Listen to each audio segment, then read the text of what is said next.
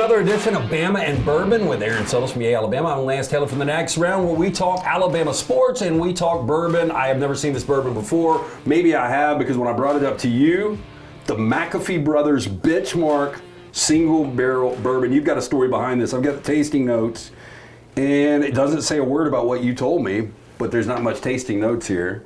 Yeah, so my first forte into Benchmark was actually through my father-in-law, who kept a bottle of this in his golf bag.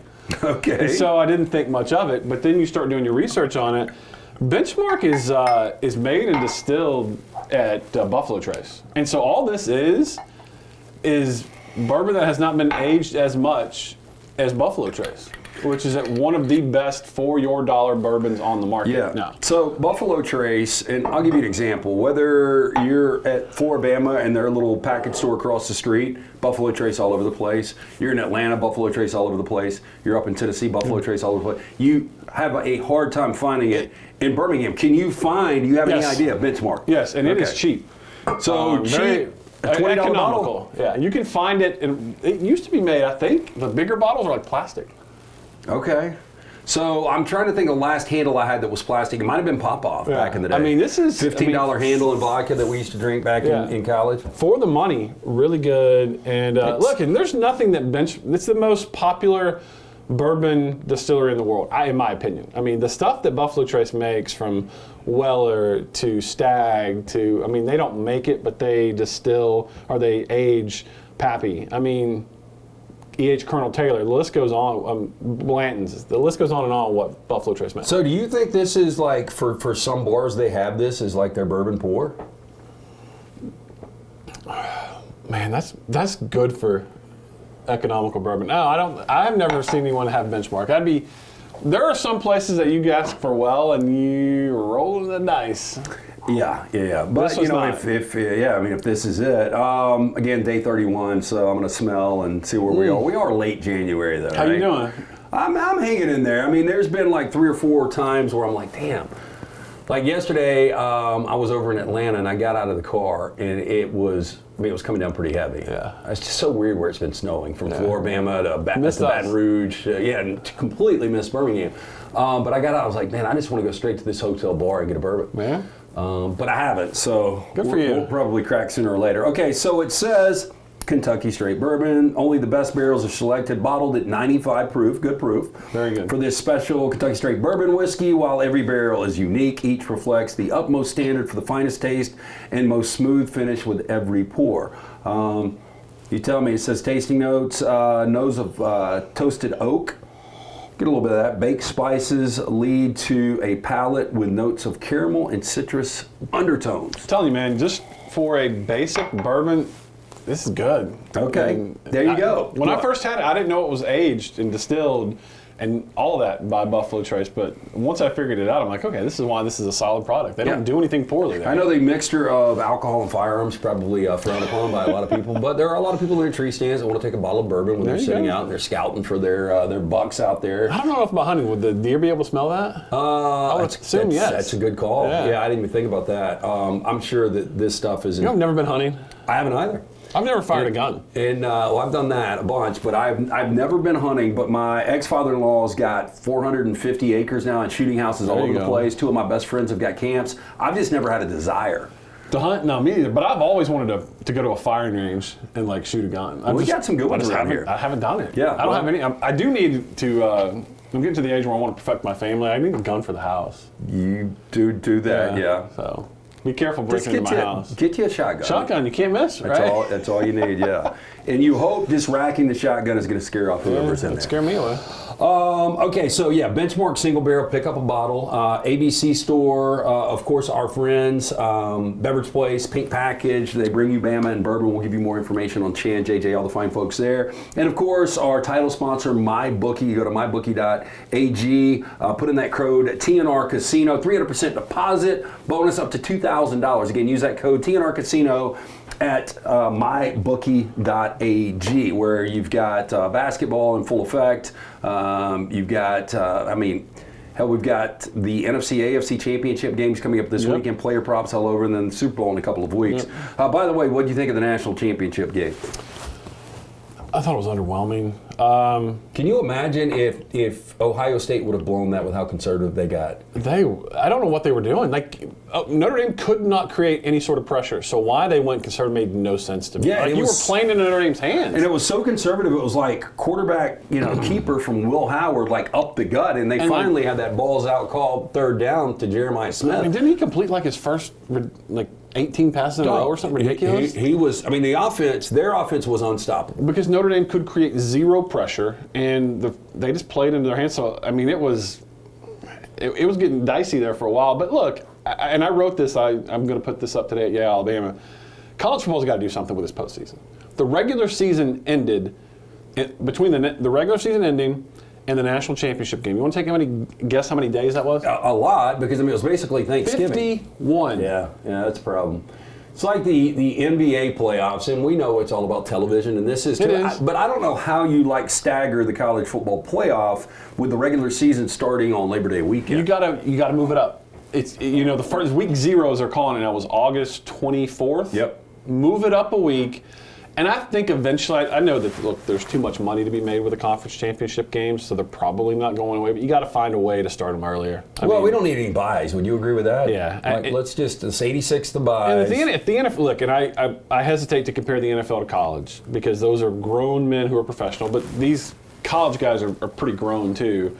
I don't think you need 10 days off between games either. The NFL can get it done in a week, The NFL, I think I did the math. The NFL ends its regular season, I think it was January 2nd or January 9th or January 5th, and the Super Bowl will be the February 9th. So the first was on Wednesday, so yeah, the 4th or 5th, whenever that was. So they're able to wrap theirs up much quicker. Yeah. Look, I think the longer you go, you just had those great divisional rounds from the NFL playoff game. You forgot about the national championship. No one's talking about it. There's no buzz for it. You got to carve out your own space, and I think one of the big things that I yell for, it's never going to happen because I understand how much money's involved with the TVs.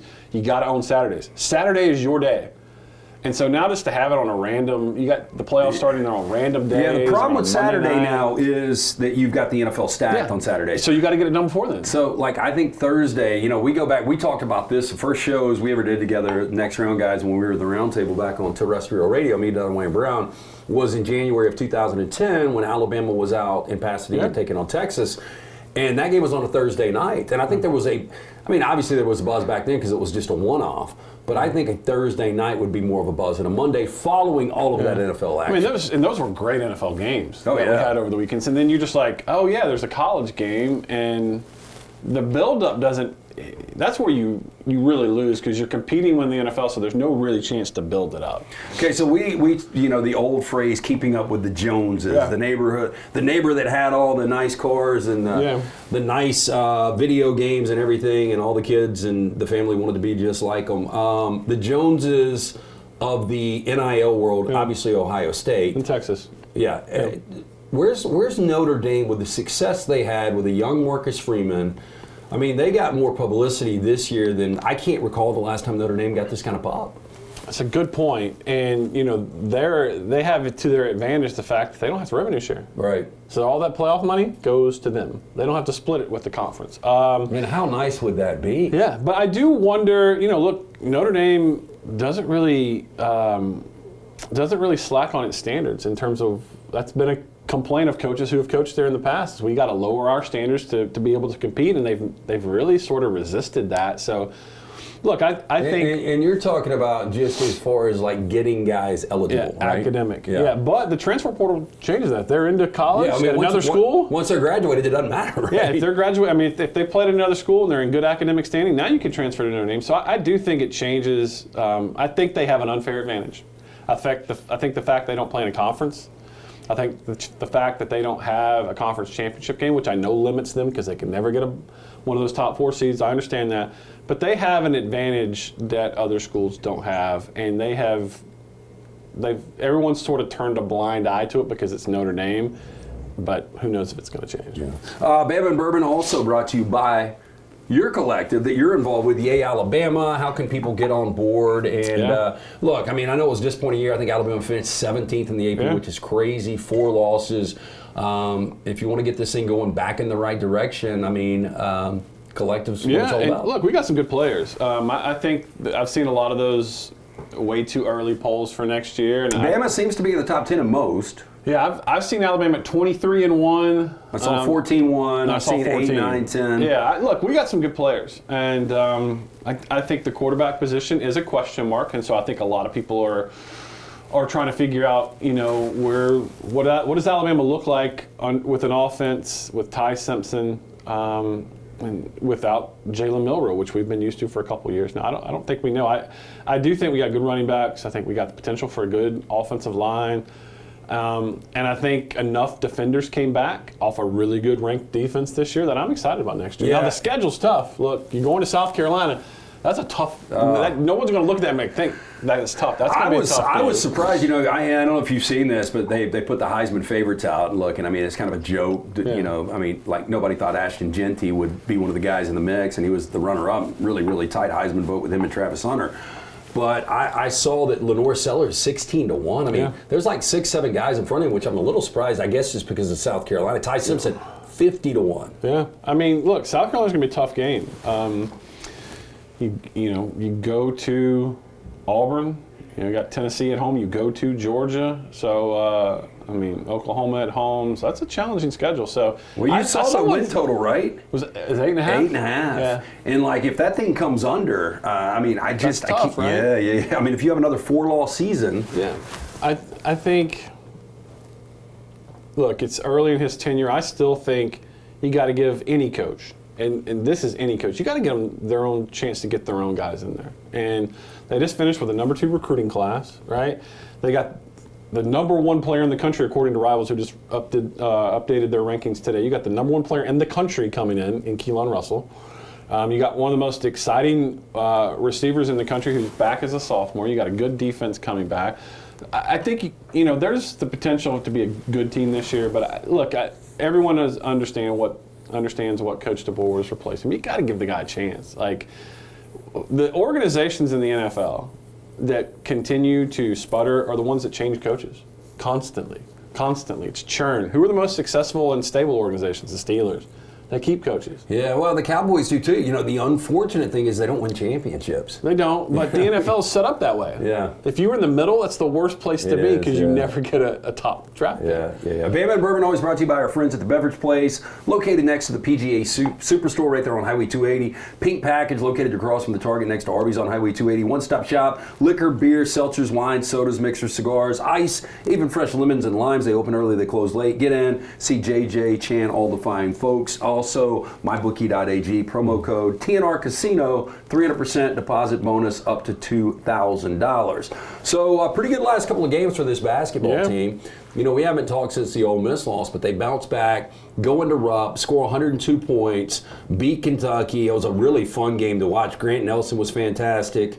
Mark Sears had 16 of his 24 in the second half. Obviously really good. Bama shoots 45%. They hit 13 threes. Big win against Kentucky. Huge. And it was I called it a character win. Because, look, they came off the A&M game. I figured they would be dead-legged against Ole Miss. And, that was a physical game. It took 3 hours. There was a ton of free throws, a ton of fouling. It was a very physical game on the road. So I just thought their legs would not be under them for Ole Miss. So I didn't expect them to shoot well. That wasn't the problem. I thought it was effort. I thought that Nate Oates called it out. Like, when you go an entire half without an offensive rebound, that's a problem. That's effort. Yeah. That's want to. That's desire. That's and so he called them out, and I thought they answered that call at Kentucky because they're what I've noticed the last 2 games, and I don't know if you agree with me, they're taking it inside. Like, everyone says yes that Alabama loves to shoot threes, 100%. But they also love to get to the free throw line. How do you get to the free throw line? You get fouled going to the basket. They are driving the ball. And look, I'm sure you guys have talked about it on the next round, and we've talked about it a little bit on this show.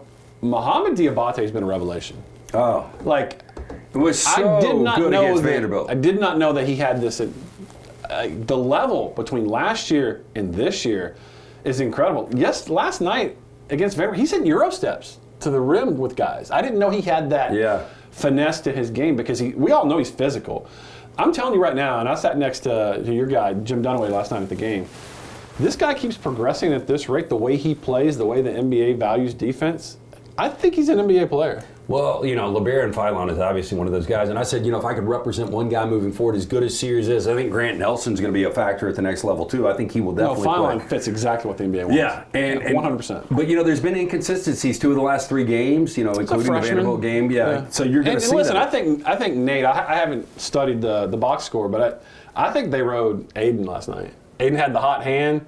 And so they rode him because I think they're trying to build a little confidence in him. Well, he's 22 got the points, 4 3-pointers, the block. Kind of took a dig at Auburn and talked about coaching a little bit in post game and the difference and the confidence he's got. Did you say that last night? In Tuscaloosa, yeah, there was a little. There's just a little difference between what was going on last year and what was going on this year. We talked about it last week on this show.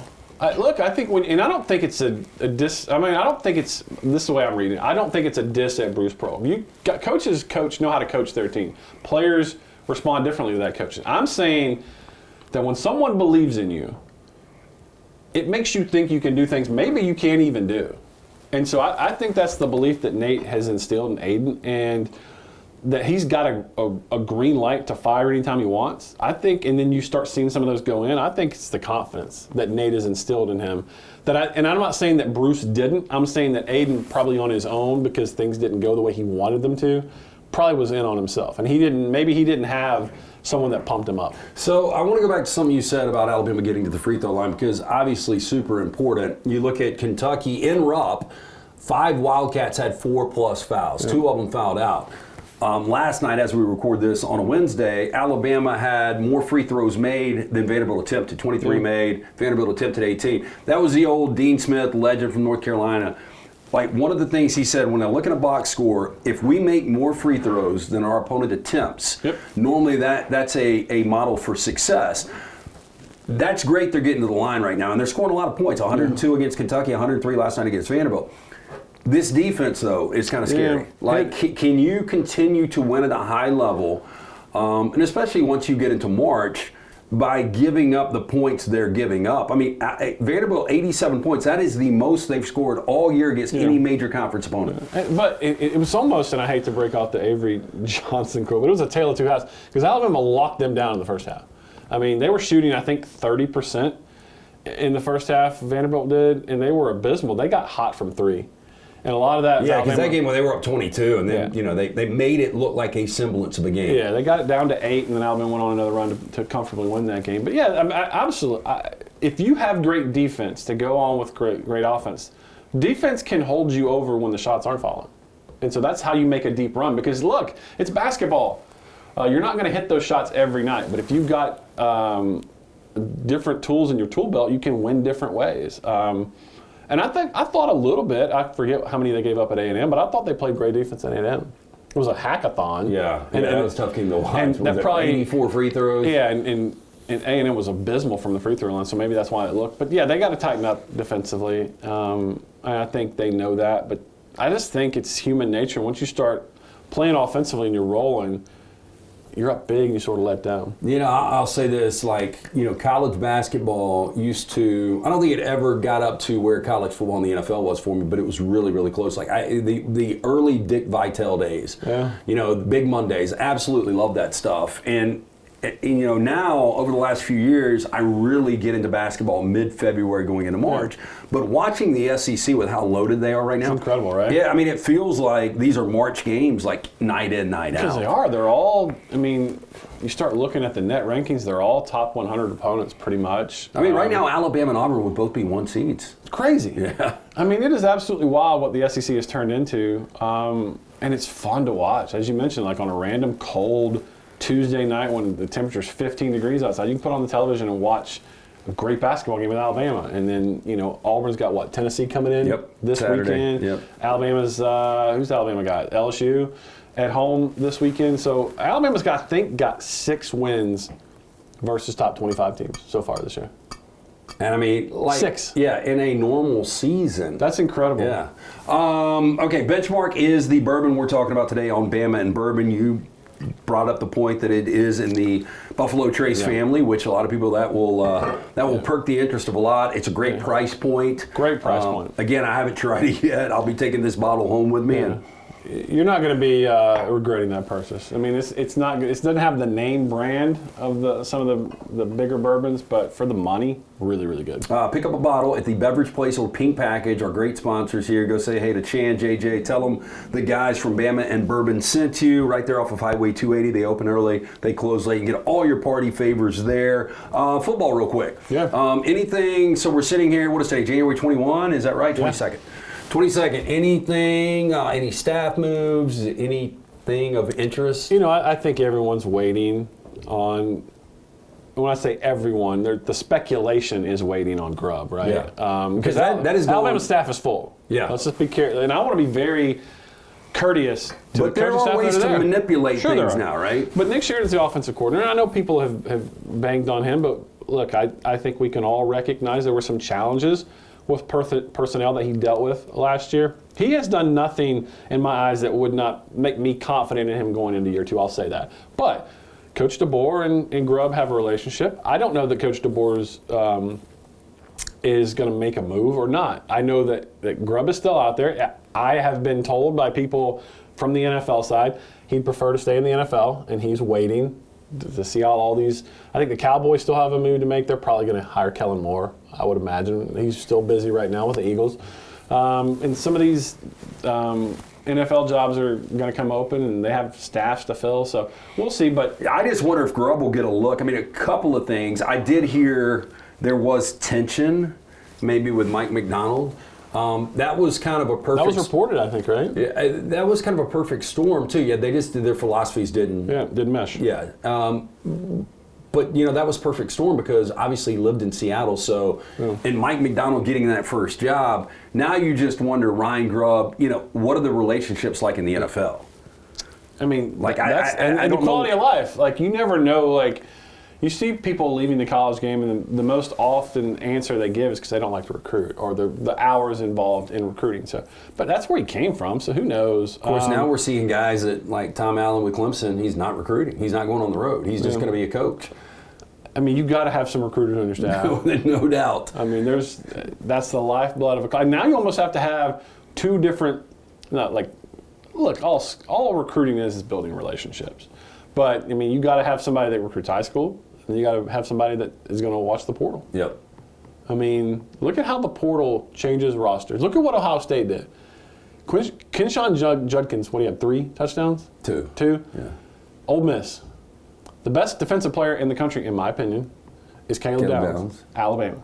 Well, I mean, you look at the teams like Indiana and Arizona State, and how they completely transformed their rosters from bad, awful teams last year to college football playoff teams this year. That's why people are coming out with these early. I saw someone, I think they've already put out the number for Alabama, Florida State to kick off the season next year. That's what Mike Norvell is not really known as a great traditional recruiter from the high school ranks. He gets stuff, he makes his living out of the portal, and it blew up in his face this year. So I don't know who knows what Florida State will be because the portal doesn't close. I mean, and now I don't know if you saw this last week, but Ross Dellinger, who's a good buddy of mine, put out the portal doesn't really exist. Like, you can leave anytime you want.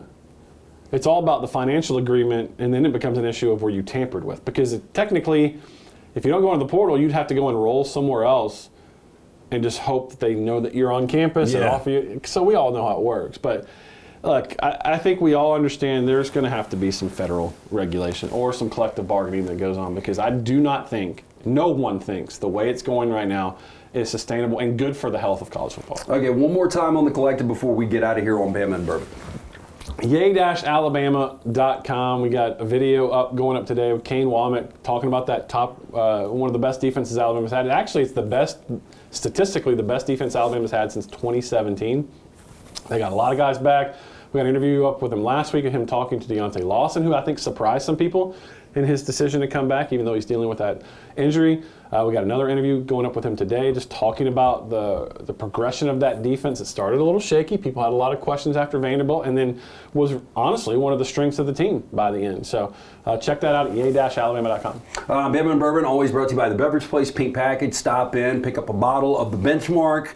Suttles says you're going to like it, especially for the price point. And MyBookie, mybookie.ag. Use that code TNR Casino. 300% deposit up to $2,000. $1,000. Very important. You put in that code TNR Casino. Like, subscribe, give us a thumbs up, Roll Tide Pods. We appreciate you guys watching this. Again, if you know somebody that likes bourbon, likes Alabama sports, make sure you tell them, share this with them. We would appreciate that. We will see you next week right here on Bama and Bourbon.